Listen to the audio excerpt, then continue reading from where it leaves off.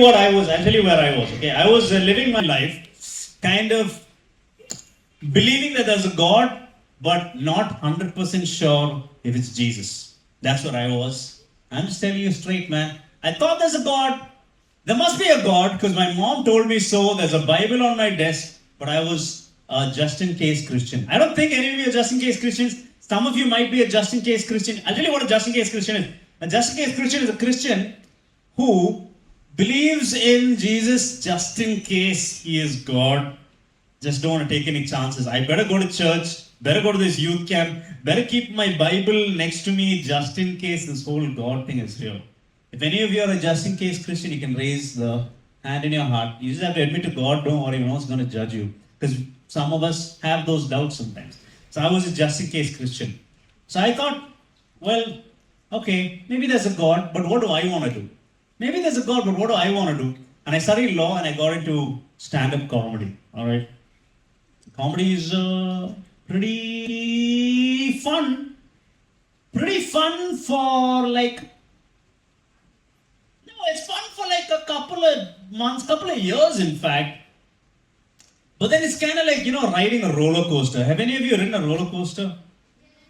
Okay, and you've seen what it's like. Okay, have any of you ridden that Ferris wheel?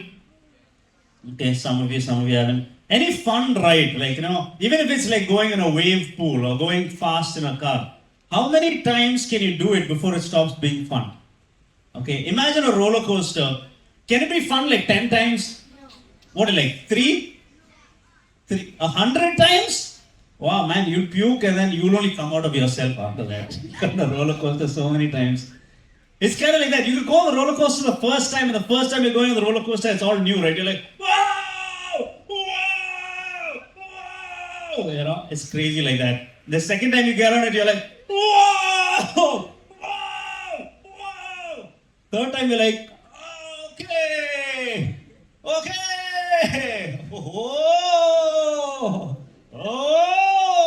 scary. Fourth time you're like, feeling hungry now. Fifth time there's just no joy in it anymore, So that's what stand-up comedy is like. It's kind of like, yeah, it's awesome to make people laugh, it's fun. But then when that becomes the only thing that you get your fun from, it stops being fun after a while. So you know what I did? I'm like, okay, not stand-up comedy, let me try some other fun stuff. Any of you guys like cars? Interested in cars? Yeah. I thought like maybe if I start driving cool cars, that'll be pretty fun. So I had, when I was in college, I actually had like a kind of like a muscle car. You know what a muscle car is? Like a Mustang and stuff. But in India, we had our own like muscle car. It's called a Hindustan Contessa. All right. It's this old school big car. And I had like stripes painted on it. And I had like mufflers with like loud noises. And that was fun for a while. Before you have to start maintaining it and keep changing the oil and power steering will stop working. And that's fun for a while. And then I'm like, okay, not old cars, I'll drive like new cars. So I've driven like a Jaguar. My brother works for a car magazine, so sometimes he'll bring like BMWs and park it in my house. We will go for drives in Mini Coopers and stuff. And all of that is fun for a while. And then I'm like, well, this is also stopping being fun. What else can be fun? Oh, traveling. Anybody like traveling? Yeah, traveling is also pretty awesome. I'm telling you, it's awesome to see nature and stuff. And I've traveled to Korea, South, relax. You're like, North or South? South Korea. South, and like London and Australia. And everywhere I go, I travel like crazy, I don't make any plans. I'll just rent a car there. I'll take some camping equipment. And then every day I'll just see where I want to go. And I'll just go to like the middle of nowhere, exploring places. And that was also fun for a while. But there was something missing inside my heart, which I'm like, man, this car is just not fitting correctly. Traveling is not fitting correctly. Have you played that game Tetris? You know what the Tetris game is? It's like, one block will come and you have to change the side and make it fit correctly. So it's like that game, right? Everything that you're trying to fit, it doesn't fit correctly. Cars fits wrong. Traveling fits wrong. All these things are fitting wrong. And you're like, well, what's wrong with this? And I'm thinking, is it just me, man? I'm asking my other friends who have like, hey, how many Instagram followers do you think is cool? Like, how many Instagram followers would you want if you could have that many Instagram followers? 10. 1 is good. That's a healthy number, dude. That's a heavy number. I'll tell you, zero is even better.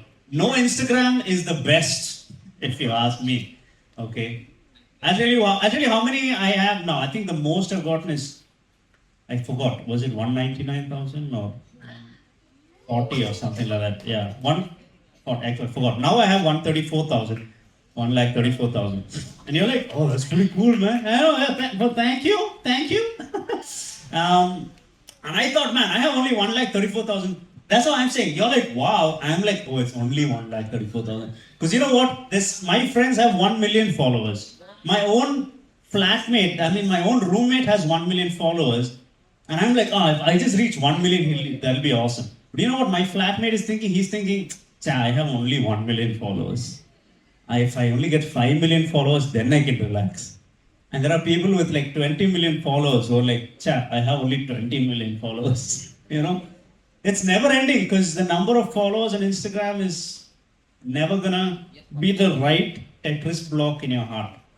Okay? And you know what Instagram is like? Instagram is kind of crazy right now. You know, when Instagram came out, you know what the purpose of Instagram was? It was to be like an art gallery where you can put up pictures of art or like a picture of a scenery that you took or of a leaf or a song that you sang. That's what Instagram was for. And that's kind of cool, right? And digital art gallery where you walk in and you see people's art. Like an artist is there and then you see his digital art gallery, which is kind of cool. See my painting, see my song. This is cool. What do we put up pictures of on Instagram now? What do people put pictures of? Food, yeah. Of ourselves sometimes. Mostly don't people put pictures of themselves on Instagram, of ourselves. We just like putting up pictures of ourselves. Imagine you go into an art gallery and you see the artist and all the paintings are of himself. You're like, see, this is a picture of me sitting down. Nice, no? You like it? That's like. This is a picture of me standing up. You like it? Thanks. This is a picture of me sitting down and it looks like I'm thinking about life and all, but actually I'm thinking about myself. Okay. And you like it? And you'd think like, man, I think you're a narcissist, dude.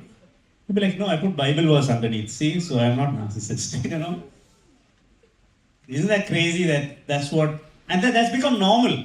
It's become normal now to just have like an art gallery filled with pictures of ourselves and pictures of food and stuff like that. But everything has become normal in this day and age. So I had my Instagram followers, I had all of these things, but I'm like, nothing is really making me happy. And the whole time I was praying, you know. I know some of you guys must be praying now too, right? You guys pray sometimes, yeah. I pray every once in a while because life gets hard sometimes. But I didn't know how to pray. Can any of you pray in public, by the way? Do any of you know how to pray? If I tell you to pray right now, can you just, I give you the mic, will you pray? Is a little shy about that? What about you? You can, even I was shy. You know, in fact, 5 years ago, I was in a party, okay, in Bombay. There was a big house party for a birthday party. And it was organized by believers. There's Christians, okay. And the Christians organized the birthday party. And they invited people from all the faiths, Hindus, Muslims, your old people, young people. And the birthday party was for their daughter, right? They had two daughters. One daughter was in Bombay. The other daughter was in Canada. So for the daughter that's in Bombay, they've organized a birthday party. And right before dinner, they want to say grace. So they suddenly said, Naveen, can you please pray for us before the meal? And I'm like, oh, just because I have a Christian name doesn't mean you can just call me suddenly and make me pray and all that. And I'm suddenly awkward, right? And in that situation, I don't know how, I've never prayed in public before. I'm like, respected God, good evening to you. Hello, hi, we are fine here. Like, you know what? I didn't even know how to pray to God because for me, God is like some kind of like a nice prime minister who's far away. He's a nice person, but he's like a prime minister. You have to write letters to him and you don't really know him very closely, right? So I'm freaking out. I'm like, thank you for gathering us here today on this solemn occasion of this birthday. Thank you. Then I'm thinking, I should mention the daughter who's in Canada, right? I'm sure people miss her. But then the way I said it, it came out all wrong, okay? So I was like, yeah, unfortunately, Brunel is not here with us today. And people are like, hey, did she die? I'm like, no, she didn't. No, I mean, I try to correct myself. I'm like, she's with us in spirit. People are like, is she a ghost? That's how I was. I couldn't even pray in public. Because even though I used to pray, you know, sometimes I didn't know who God was. I didn't know him like a father, right? And you know when it all kind of turned around, I was in my house in Bombay in April of 2020. What is happening in April of 2020? There's a height of the lockdown, right? Remember, you couldn't even like get out of your house. So I was in Bombay. My parents are in Kerala, and I'm sitting in Bombay, and I do an interview where I use a lot of bad words. Those days I used a lot of bad words, you know. So I used some bad words in this interview that I did, and my mom, like maybe your moms, must be praying for you. My mom was praying for me for 15 years or more. Some of you are not even 15 years old. My mom was praying for that long. So she called me and said, Naveen, why do you keep using bad words? You know, like, don't so many children watch your videos. Why do you use bad words in some of the videos? And I said, Mom, this is how everyone talks. You know, what's the big deal? This is how I am. This is me just expressing myself. It's just an interview. But then I felt a little bad about it because my mom was also not feeling well. She was already sick. She had some kind of pain in her brain from some medication she was taking. So the next day, I felt so bad because I'm in Bombay. I can't take a train, I can't take a plane, I can't even take my big muscle car Contessa and drive down because the government has locked down the whole country. I can't even get out of my own house. So I'm like, how can I go make my mom feel better when she's feeling so sick? And she's upset about me. So I said, okay, fine. She's been telling me to read the Bible for 15 years. Fine, I'll read the Bible. Maybe that'll make her happy, right? So I took my Bible that's been like lying there on my table, like a just in case book. I said, fine, I'll read this book.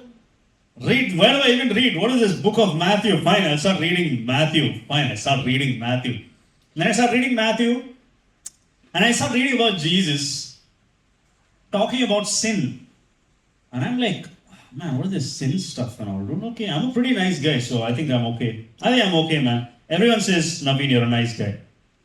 But then Jesus is saying stuff like, hey, even if you look at a woman with the wrong intentions, that's sin. And I'm like, bro, that's kind of too much. Because everyone my age, that's what in all the TV shows and the movies, everyone's checking out women.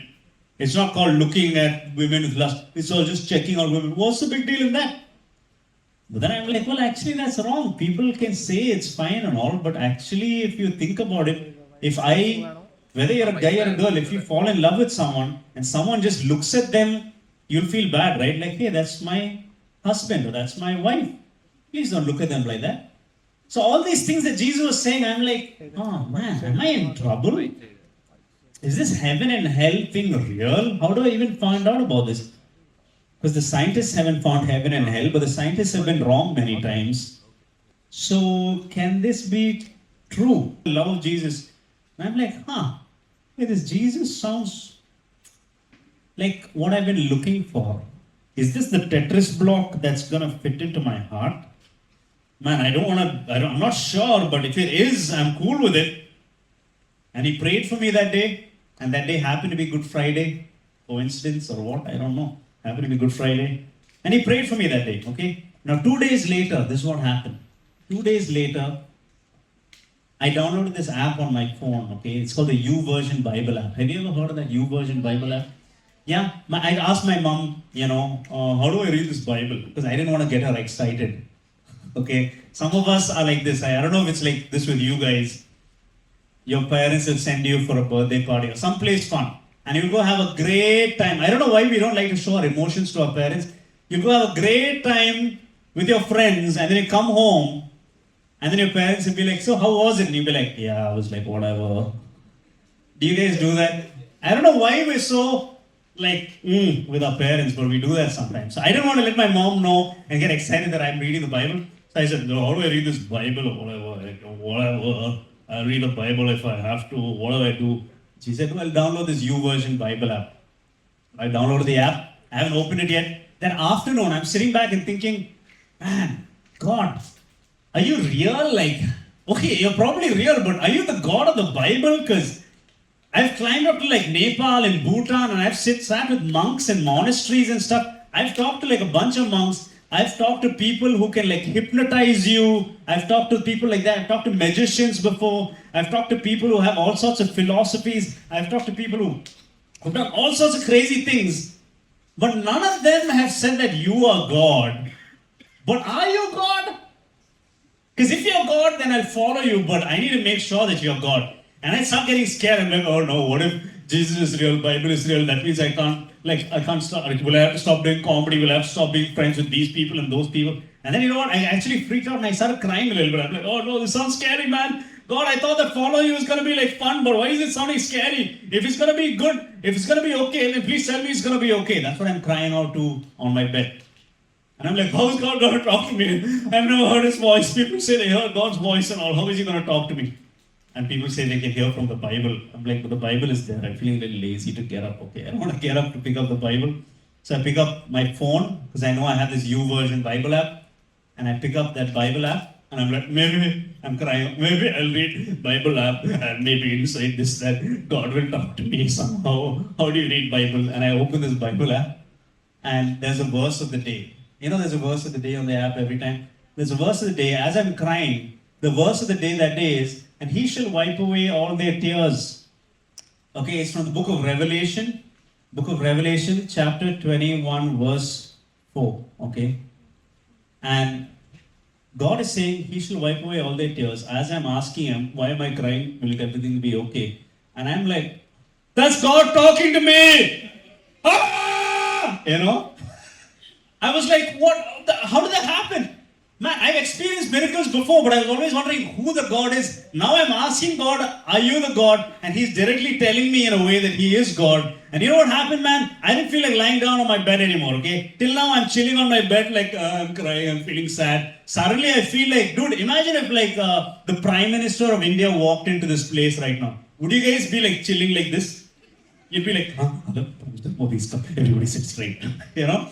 Imagine if like Vladimir Putin, the president of Russia, walked in. He's not even the president of our country, but if he walks in here with his like bodyguards, you guys will all be like, salute, you know.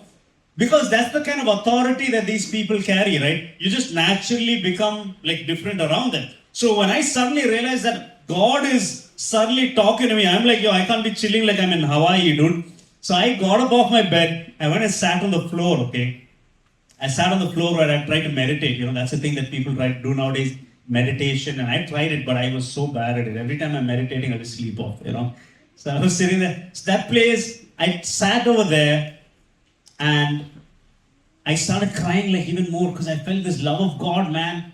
All of this stuff that you hear, you're like, why are you talking about crying so much? Yo, I don't even cry that much, dude. What's making me cry so much? It's just this love of God. When you're suddenly in the presence of God, you're like, you can't help it, right? First, I'm crying because I'm guilty of all my sins. I'm like, oh no, God, I used so many bad words. I watched so many movies I was not supposed to, and you're the God I sinned against. I'm so sorry.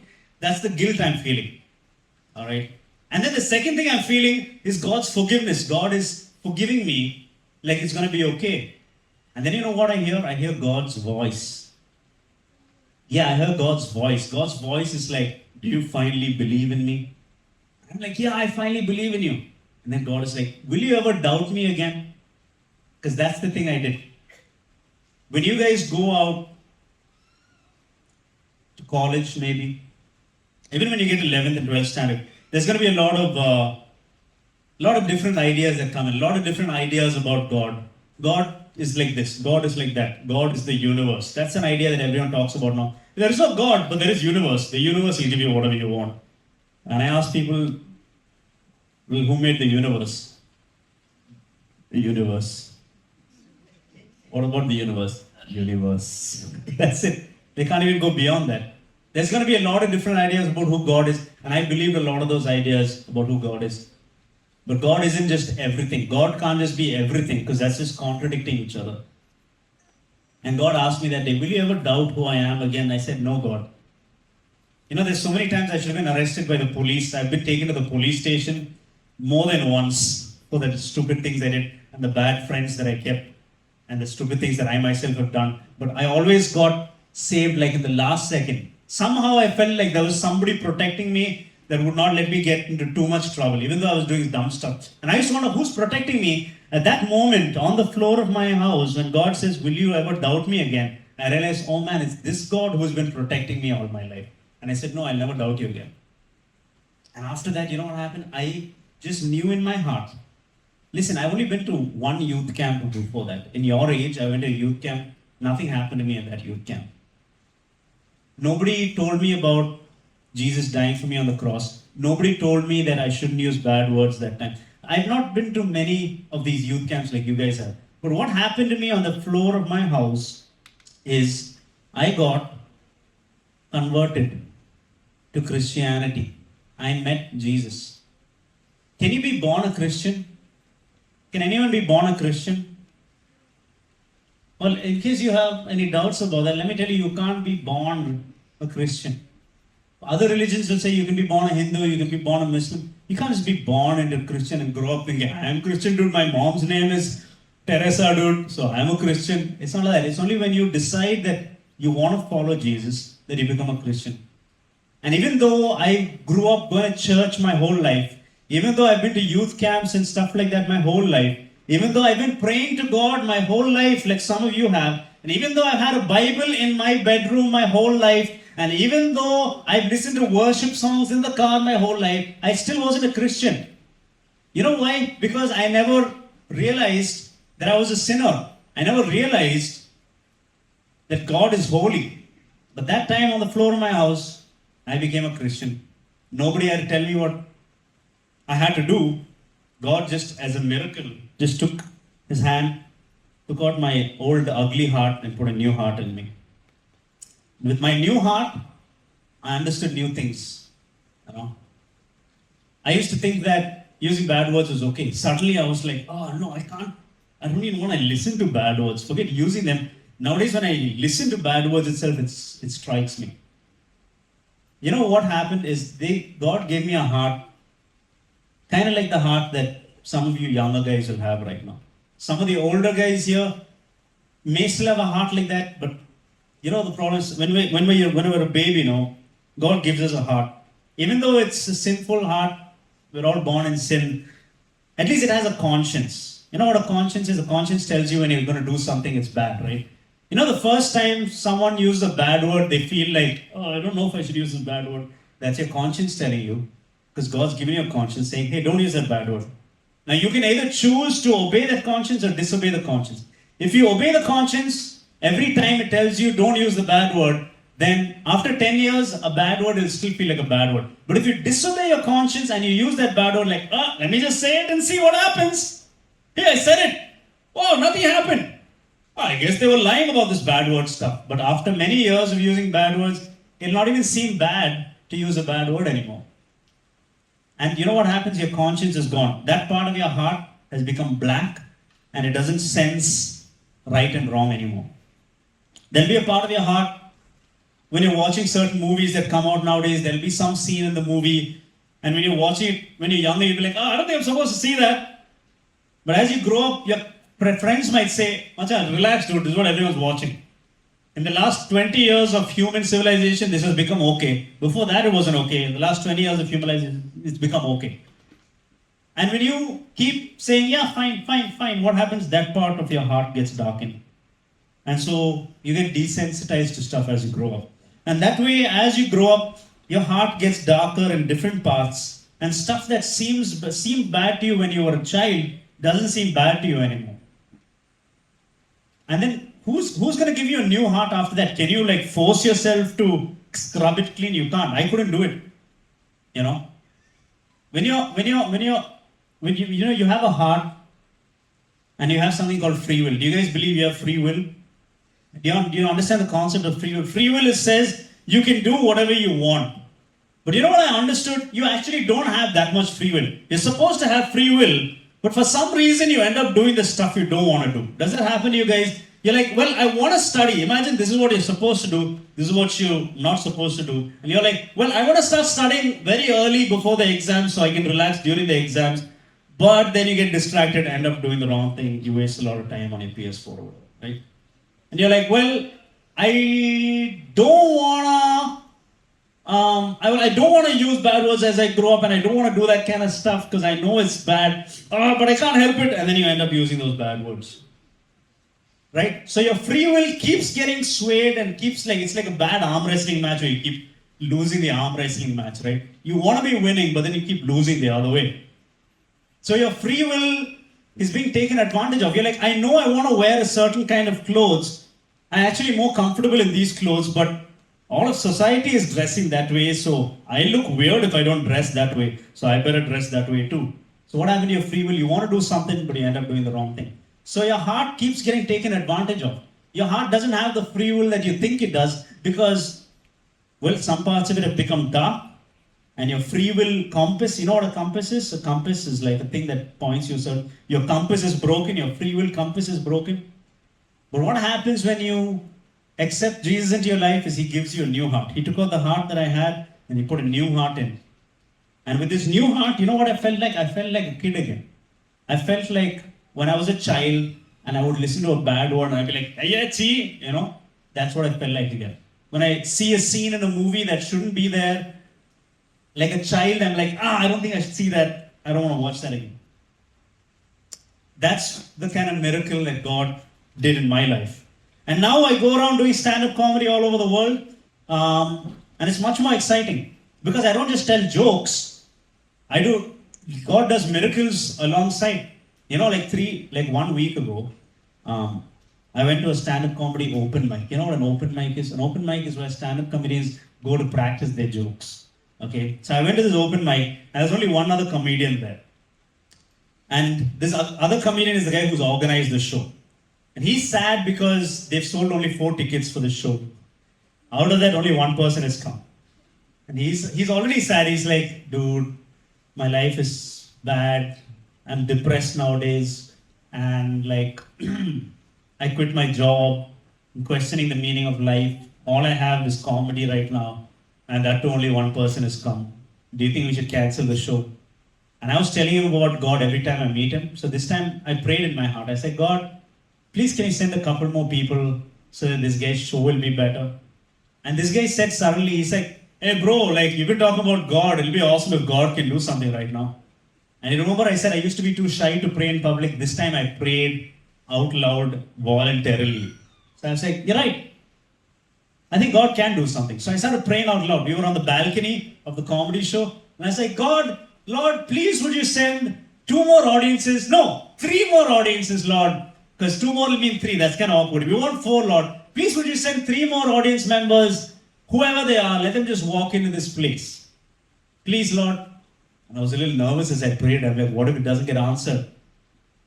And he was like, bro, what if it happens? I'm like, bro, if it happens, you have to believe in God. He's like, yeah, I will. Literally after that, we saw a black Hyundai Verna car pulling up. Literally, not 5 minutes later. Literally after that, a black Hyundai Verna came to the front. And 3 people got out of it. And he's like, do you think? I'm like, yeah. And he went downstairs. He checked the tickets. These are the people coming for the show. And he was like, man, that was weird. I was like, yeah, that's pretty awesome. So that's what my life is like now. I do stand-up comedy. I keep it clean. I get to perform to more audiences because my stuff is clean. And I get to experience miracles on the way, man. That's just one miracle. I have like little notebooks full of miracles that God does.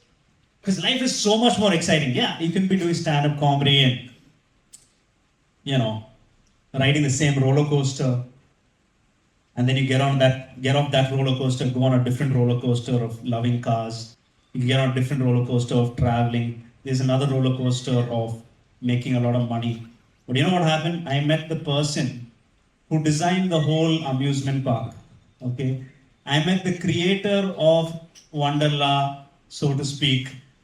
And now that I've met the person who designed the amusement park, I get to hang out with him and I get free rides wherever I say. He's like, yeah, you can ride the roller coaster. Stand-up comedy, go do it. Go do it and tell people about me. Oh, you don't have to keep riding the roller coaster. You want to do the bumper cars? Go do the bumper cars. And I've ridden the bumper cars. You know, earlier I used to ride Jaguars and my Contessa. One time I had to go to some orphanages in Nepal. Okay, so we went to Lucknow, which is in North India. And there was like an old rundown Tata Indigo with like bad wipers and stuff. We fit that whole car full of clothes for the orphanage, just like brimming with clothes for the orphanage. And we had to drive from India to Nepal. We had to dodge cows on the way, almost kill a lot of cows on the way, man. And we had to like get past the border security, because the border security like, why are you carrying so many clothes? We were like, for orphanage. We don't believe you. But you know what? God sent from Nepal a guy who was from the orphanage, who grew up and joined the army. Now that guy came to pick us up, and because he was with us, we could cross the border. So you feel like a secret agent, right? So you know what's more fun than driving a Jaguar for like 3 kilometers or around a racetrack? It's more fun to drive like an old rundown car filled with clothes for an orphanage across the border with secret agents of God to get you over. That's the kind of awesome life.